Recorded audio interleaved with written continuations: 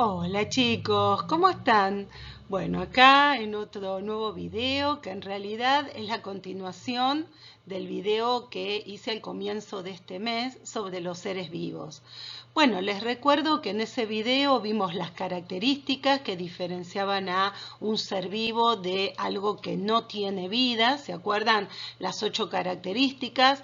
Todos los seres vivos están formados por las mismas sustancias, están formados por células, intercambian materia y energía con el ambiente, mantienen en equilibrio sus condiciones internas, responden a los estímulos del medio, se reproducen, crecen y se desarrollan y se adaptan al medio. También habíamos dicho que cumplían con 3 funciones vitales, que son las de nutrición, relación y reproducción. ¿Se acuerdan que en la nutrición dijimos que no es solamente comer? La nutrición tiene que ver con el intercambio de materia y energía con el medio, y eso no se hace solamente con los alimentos, sino también con la respiración, la circulación que lleva los gases respiratorios y los alimentos a todas las células del cuerpo, y también la excreción, que es la eliminación de los desechos al exterior, que se realiza a través del aparato urinario, de la transpiración, también por el aparato respiratorio cuando eliminamos el dióxido de carbono. Bueno, en definitiva, todo eso tiene que ver con la nutrición. Ven que es un proceso súper amplio. Luego tenemos la relación. La relación es la capacidad que tienen los seres vivos de poder captar estímulos, ya sean externos o internos, y responder a ellos. La respuesta siempre es una acción que puede darse a través de un movimiento o también una respuesta que tiene que ver con las glándulas y, por ejemplo, la formación de hormonas, que son sustancias que, por ejemplo, permiten el crecimiento de nuestro cuerpo. Y también tenemos la reproducción, que como ya dijimos, si bien no es algo indispensable para el ser vivo, porque muchos seres vivos pueden vivir una vida completa sin necesidad de reproducirse, sí es importante para la perpetuidad de la especie, para que la especie se sostenga en el tiempo. Bueno, vamos a comenzar hoy viendo las células. Bueno, este tema es muy importante que lo aprendamos bien porque lo vamos a continuar en segundo año en biología. Vamos a ver nada más que las cosas más indispensables, pero bueno, esas poquitas quiero que las sepan correctamente. ¿Qué les parece si comenzamos? Bueno, ya sabemos que todos los seres vivos están formados por células, desde los más grandes hasta los más pequeños, desde los seres unicelulares, cuyo organismo está formado por una sola célula, hasta los pluricelulares, que estamos formados por cientos de millones de células. Pero, ¿qué es una célula? ¿Cuándo se descubrió? Bueno, la célula se descubrió hace muchos años a través de un científico cuyo apellido era Hooke, el cual había colocado un pedacito de la corteza del alcornoque, que es un árbol, para mirar de curioso, y pudo ver una serie de celditas que le hicieron recordar a los panales de abeja. De ahí que le puso el nombre de célula, que significa celda. Él lo vio nada más la parte externa de la célula, no vio nada en su interior, pero a medida que los microscopios se fueron haciendo mucho más potentes, se fueron estudiando todos los tipos de células, se pudo descubrir que en el interior la célula tiene un montón de otras estructuras. Muy bien, ¿cuáles son las definiciones de célula? Bueno, yo acá les dejé dos, que la célula es la mínima porción de vida, que se relaciona con lo que ya explicamos, y que la célula es la unidad estructural, funcional y de origen de todo ser vivo. Esta definición está basada en la teoría celular. Bueno, ¿qué significa cada una de esas palabras, ¿no? Que son un poco complicadas? Se dice estructural porque es la parte más pequeña de un organismo. Al igual que una pared está formado por una unidad que es el ladrillo, y yo el ladrillo lo veo solo, es una unidad, lo puedo ver. Lo mismo pasa con una gran estructura como por ejemplo un tejido o un órgano o todo un ser vivo que está formado por células, como si fueran esos ladrillos. Muy bien, ¿qué significa funcional? Bueno, funcional es porque en ella se realizan las funciones vitales que estudiamos antes, es decir, la célula realiza procesos para mantenerse con vida, ya sea en el organismo unicelular como en el pluricelular. Todas las células de nuestro organismo respiran, se nutren, sintetizan sustancias, fabrican sustancias, responden a los estímulos del medio, se reproducen, eliminan desechos, etc. Y también es la unidad de origen, porque todos los seres vivos provenimos, también nosotros, de una primera célula y única célula llamada célula huevo o cigota, la cual se va a reproducir muchísimas veces para dar origen luego a un ser pluricelular, o va a quedar así solita para dar origen a un ser unicelular. Seguimos con célula. Antes de comenzar este tema, quería explicarles que este dibujo tan bonito de célula que vemos ahí y que vamos a ver distintos tipos de dibujos de célula a lo largo de este video, en realidad son modelos o representaciones. ¿Qué significa? Que no son así cuando se los ve en el microscopio, ni siquiera están coloreados de esa manera. La célula no tiene color, solamente se la colorea con algunos pigmentos como para hacer mucho más visible algunas estructuras, pero la célula no tiene color. Entonces, ¿por qué se la hace así? Para poder hacer mucho más fácil la explicación, para que ustedes vean cada una de sus partes y puedan después reconocerlas. Es como una especie de maqueta. ¿Vieron cuando ustedes hacen una maqueta para explicar un tema? Bueno, esto es como una especie de maqueta o representación o modelo. Se lo llama modelo en sí. Bueno, vamos a ver los 4 elementos comunes a todas las células. El primero de ellos es la membrana plasmática, que es el límite externo de la célula que selecciona las sustancias que entran y salen de la misma. Cuando estudiamos las funciones vitales, dijimos que la célula se nutre, por lo cual intercambia materia y energía con el entorno, y también dijimos que la célula se relaciona, es decir, que capta estímulos y responde a ellos. Bueno, todas estas 2 funciones se realizan gracias a que la membrana plasmática permite esta selección de sustancias. Si fuera una estructura como una pared rígida, la célula no tendría ningún contacto con el exterior. Seguimos. El citoplasma, que es otro componente, es el contenido interno de la célula que tiene un aspecto gelatinoso. En este modelo está coloreado en forma de color amarillo, muy clarito. Está formado por agua y sales disueltas y según el tipo de célula se pueden observar algunas estructuras, como vemos acá, que se llaman organelos, en los cuales se realizan distintas funciones a nivel celular, como la respiración, la digestión, la fabricación de sustancias, etc. Luego tenemos el material genético, que también se lo llama ADN, es una molécula que controla las actividades celulares y transmite las características hereditarias, aquellas que se transmiten de padres a hijos.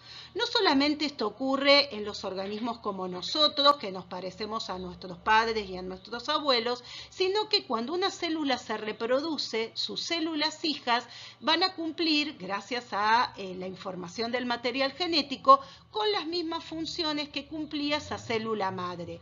Por ejemplo, si una célula de la piel se reproduce, va a dar origen a células de la piel para que sigan cumpliendo su misma función. El último componente es el ribosoma o los ribosomas, que son pequeñas estructuras, acá se las puede ver como unos puntitos amarillos sobre esas canales, ¿no?, de color azul, en donde se fabrican proteínas, que como vimos en el video anterior, las proteínas tienen muchísimas funciones importantes en nuestro organismo a nivel estructural. Forman, por ejemplo, los músculos, almacenan sustancias nutritivas, también dan origen a los anticuerpos que nos defienden de algunos organismos que nos producen enfermedades, etc. Tienen muchísimas funciones.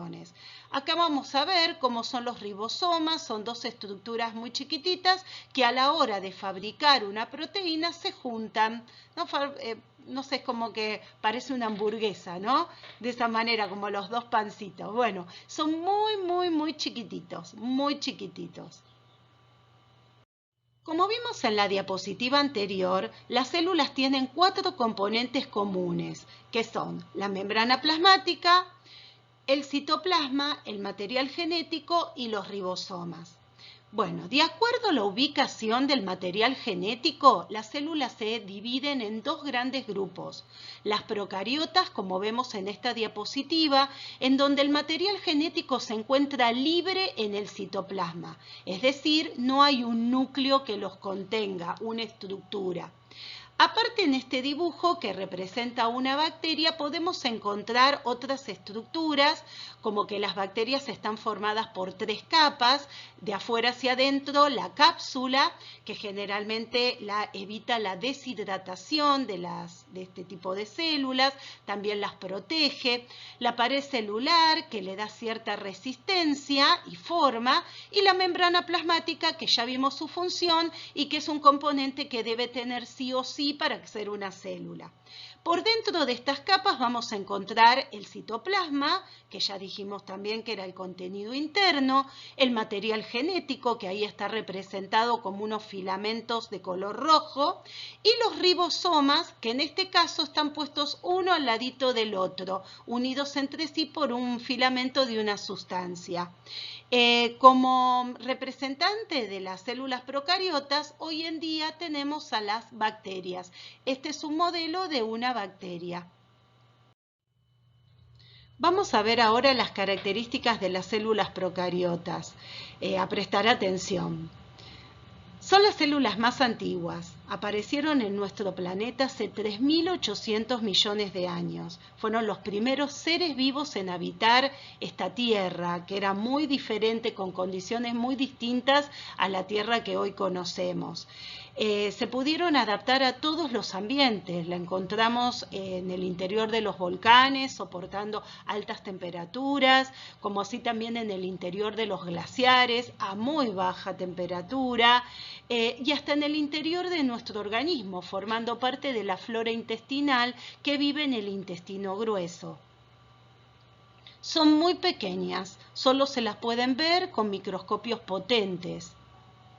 Forman solo seres unicelulares. Fíjense que a lo largo de la evolución no pudieron dar origen a organismos más complejos, solo quedaron limitadas estas formas unicelulares como son las bacterias y otro tipo que son las cianobacterias, que acá los vamos a ver. Los representantes actuales son las bacterias y las cianobacterias. Las cianobacterias son muy importantes desde el punto de vista evolutivo porque son bacterias que pueden fotosintetizar.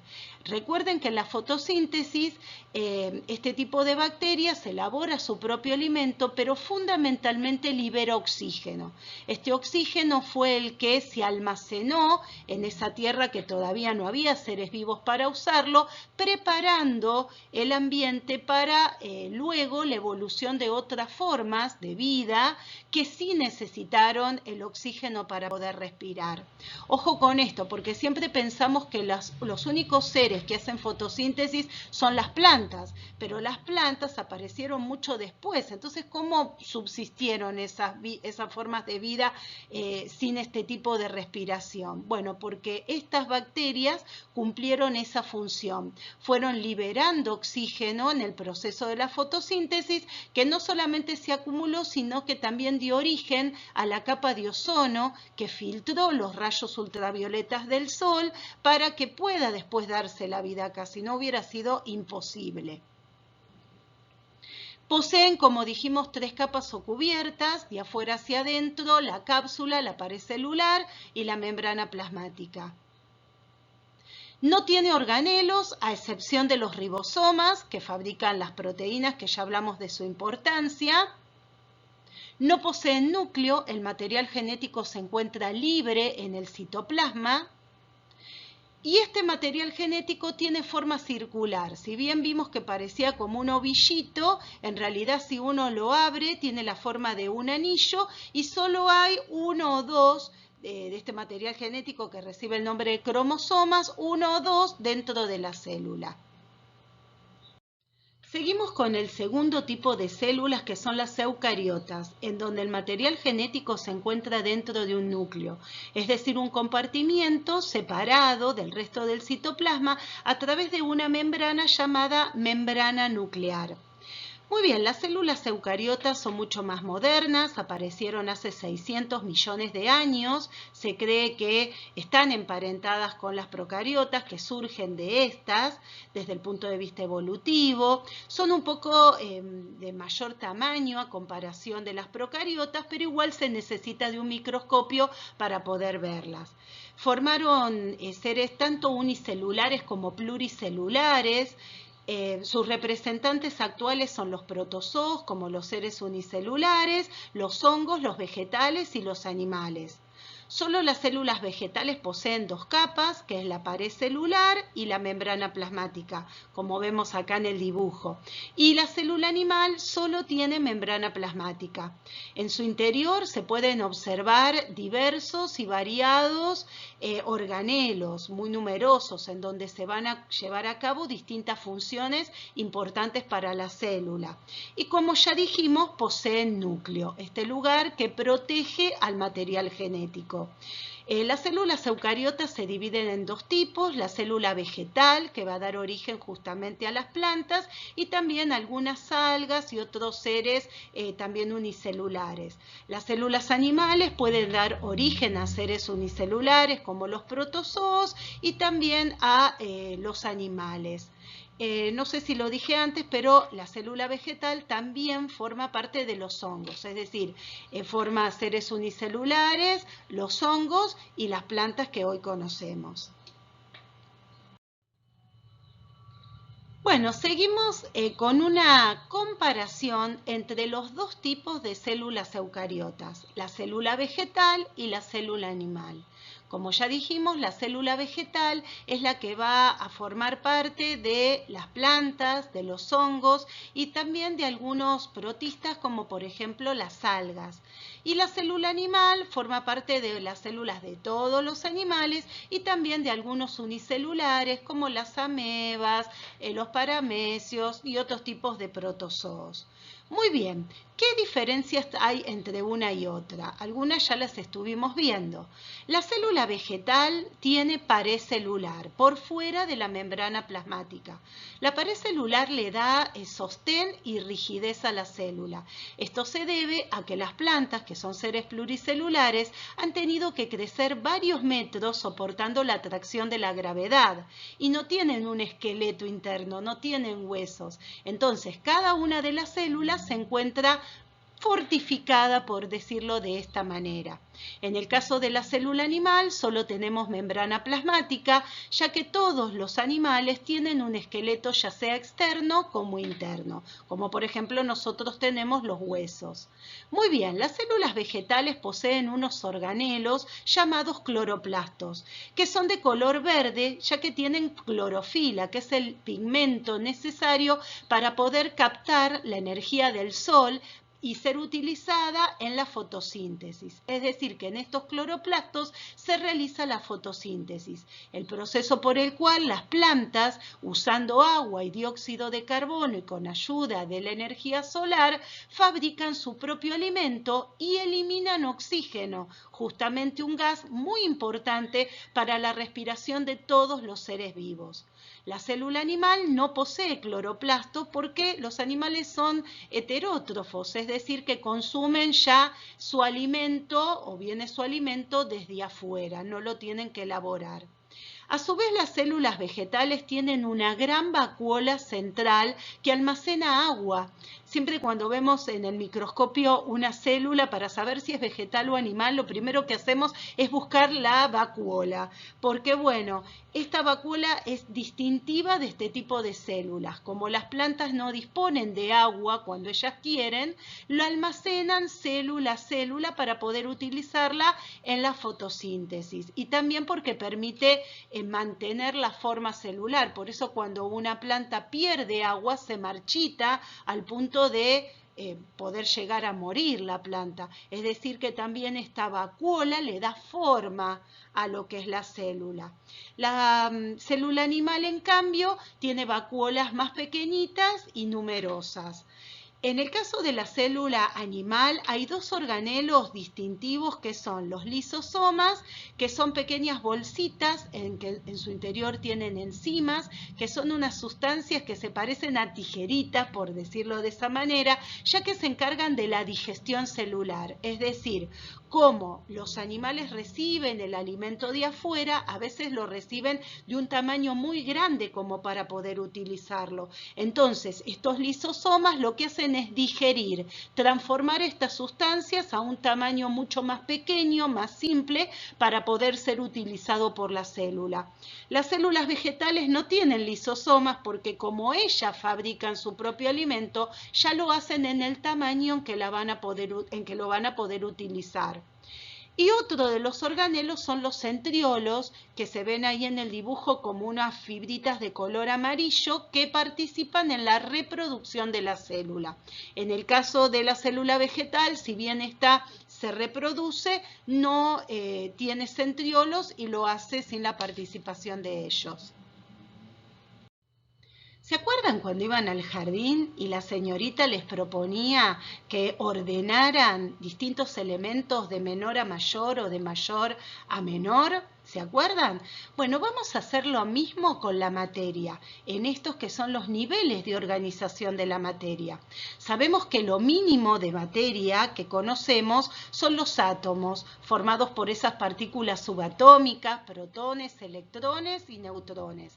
Que estos átomos se agrupan para formar moléculas, que las moléculas se agrupan para formar moléculas mucho más grandes o macromoléculas, que las macromoléculas se agrupan para formar células, que las células se agrupan para formar tejidos, que los tejidos se agrupan para formar órganos, que los órganos se agrupan para formar sistemas de órganos y que todos los sistemas de órganos van a formar parte de un organismo o de un individuo.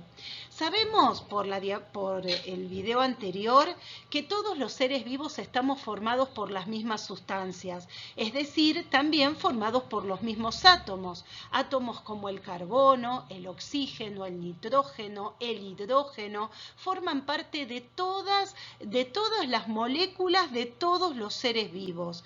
Estas moléculas van a dar origen a las células que ya vimos, procariota, eucariota, animal, vegetal, que muchas de estas células, si bien pueden formar organismos unicelulares, otras se agrupan con otras células para trabajar en forma coordinada y cumplir una función, formando entonces un tejido. Estos tejidos, también distintos tejidos que cumplen distintas funciones, se pueden agrupar formando un órgano. A su vez, estos órganos se pueden agrupar con otros órganos para cumplir una misma función, como puede ser el que vemos acá, que sería la vejiga, que se agrupa con los riñones, los uréteres, la uretra, para formar un sistema, que es el sistema urinario. Pero aparte, tenemos otros sistemas, como el digestivo, el respiratorio, el circulatorio, el nervioso. Todos ellos juntos van a dar origen a lo que nosotros somos, al individuo, al organismo. Vamos a seguir ahora con los niveles de organización, pero solo de los seres vivos. Entonces vamos a sacar a los átomos, las moléculas y las macromoléculas que vimos en la diapositiva anterior para centrarnos solo en los seres que tienen células. Bueno, en estos niveles de complejidad, del menos complejo al más complejo, vamos a tener el nivel protoplasmático, que es el nivel en donde agrupamos a todos los seres unicelulares, ya sean procariotas como eucariotas. Acá vamos a tener el grupo de las bacterias, de los protozoos, etc. Luego seguimos por el nivel celular, que está formado por células que, si bien viven todas juntas, mantienen su individualidad. Por ejemplo, algunas algas, las esponjas de mar, en donde, por ejemplo, si yo saco una célula, puede seguir viviendo solita porque es responsable de todas sus funciones vitales. Pero muchas veces viven juntas como para poder protegerse, ayudarse para capturar el alimento, etc. Seguimos un poquito más arriba, tenemos el nivel tisular, en donde está formado por un conjunto de células, pero ahora estas células son dependientes entre sí. ¿Por qué? Porque tienen una función determinada. Algunas células se dedican, por ejemplo, a capturar el alimento y luego se lo pasan a las otras células. Otras células se dedican a la reproducción, otras células a la locomoción. Entonces no pueden separarse, porque si se separan, por ejemplo, se separa una célula que se dedicaba a la locomoción, no sabe capturar su alimento, no sabe alimentarse. Entonces son dependientes entre sí. Este es el caso de algunos invertebrados como las medusas, los corales, etc.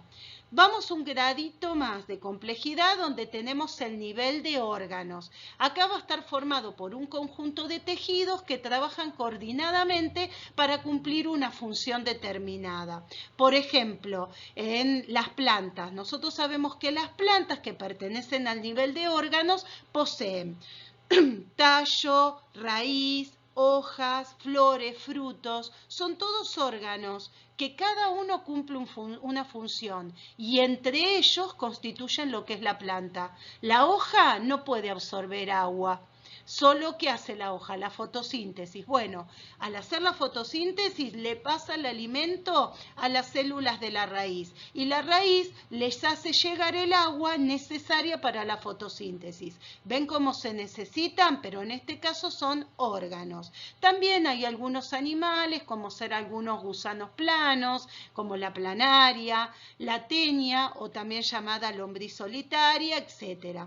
Y después el nivel más complejo al cual pertenecemos nosotros y la mayoría de los animales es el nivel de sistema de órganos, que está formado por un conjunto de órganos diferentes que entre todos cumplen una misma función.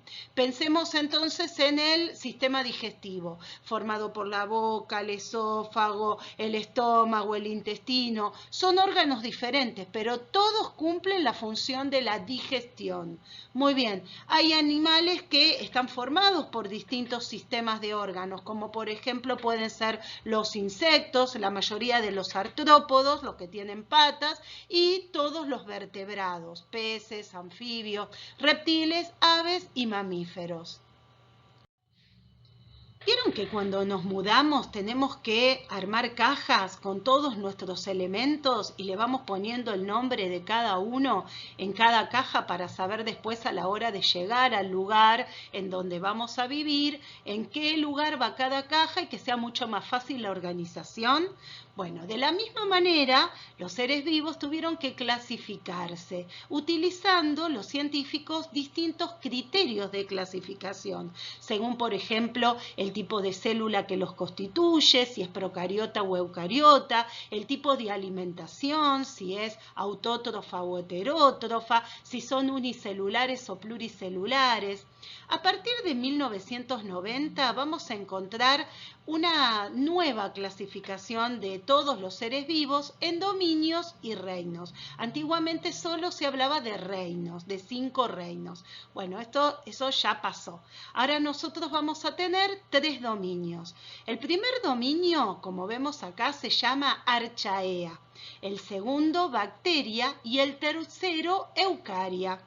Dentro de Archaea vamos a encontrar a un reino, las archabacterias o Archaea bacterias o arqueobacterias, en donde vamos a encontrar a las bacterias más antiguas, algunas extintas, que son todas procariotas, que son unicelulares y que pueden ser autótrofas o heterótrofas. Otro de los dominios dijimos que era bacteria, que está formado por el reino Eubacteria o bacterias modernas, formadas por las bacterias y las cianobacterias, de las cuales ya estuvimos hablando. El tipo de célula que las constituye son procariotas, son todos seres unicelulares y pueden ser tanto autótrofas como heterótrofas. Y acá comenzamos con el dominio más grande, que es Eucaria, en donde vamos a tener 4 reinos: Protista, Fungi, que es el de los hongos, Plantae, que es el de las plantas, y Animalia, que es el de los animales. Protista va a estar formado por los protozoos, amebas, paramecios y algas, que están todos formados por células eucariotas, pueden ser unicelulares o pluricelulares y tanto autótrofos como heterótrofos. Luego tenemos el otro reino, que es fungi, o el de los hongos, en donde tenemos a hongos de sombrero, los champiñones, el pie de atleta, que nos sale los honguitos de los pies, puede ser también las levaduras y los mohos, que son los que salen sobre las frutas y el pan. Son todos células eucariotas, pueden ser unicelulares como las levaduras o pluricelulares como el hongo de sombrero, y son todos heterótrofos. Ojo con esto, los hongos son heterótrofos, no pueden fabricar su propio alimento, por eso siempre salen sobre seres vivos. Fíjense los hongos que salen en los troncos de los árboles, el moho sobre una fruta o un pedazo de pan, el pie de atleta que sale entre nuestros dedos del pie. Los hongos tienen esta particularidad de tener que absorber el alimento ya hecho, son heterótrofos. Luego tenemos el reino de las plantas, formados por todos los tipos de plantas, musgos, helechos, las plantas con y sin flor. Son todos de células eucariotas, son pluricelulares y son autótrofos. Y por último, el último reino al que pertenecemos nosotros, que es el Animalia, que está formado por mamíferos, aves, reptiles, insectos, arácnidos, peces, moluscos, etc. Son todos eucariotas, son todos pluricelulares y son todos heterótrofos. Bueno, chicos, llegamos acá a lo que es el fin de la clasificación de los seres vivos. También terminamos de ver este tema sobre los seres vivos, aunque vamos a seguir. Ahora los temas que siguen justamente es ver en detalle cada uno de los reinos, así que nos queda un lindo tema para poder ir terminando el año. Así que bueno, vamos a resumir un poco lo que vimos de los seres vivos. Vimos las 8 características que distinguen a un ser vivo de algo que no tiene vida. Vimos las 3 funciones vitales que todo ser vivo tiene que cumplir, que es la nutrición, la relación y la reproducción. Vimos los tipos de células, las células procariotas y eucariotas, que se llaman así según donde se ubique el material genético, sí, libre en el citoplasma, procariotas, o dentro de un núcleo, eucariotas. Vimos que aparte las células eucariotas se dividen en célula vegetal y célula animal. Vimos los niveles de organización de todos los seres vivos, protoplasmático, celular, tisular, de órganos y sistema de órganos, que nos van como agrupando de acuerdo a la complejidad. Y por último vimos la clasificación de los seres vivos en, como dijimos, 3 dominios y 1, 2, 3, 4, 5, 6 reinos. Así que ya no va más lo de 5 reinos, 6 reinos. Bueno, chicos, espero que estén bien. Les mando un beso grande. Miren los videos, no se atrasen. Vayan mandando todos los trabajitos tratando de cumplir con las fechas para que después no se vayan olvidando. Recuerden hacerlo siempre a mi mail para que sea mucho más fácil para mí la corrección. Y deseo que estén todos bien de salud. Les mando un beso grandote, grandote, y bueno, los quiero mucho y bueno, me cuesta hacer estos videos, me gustaría verlos, poder ir al laboratorio, tantas cosas, pero bueno, es lo que nos está tocando y tenemos que estar muy contentos y agradecidos a Dios de estar bien. Les mando un beso.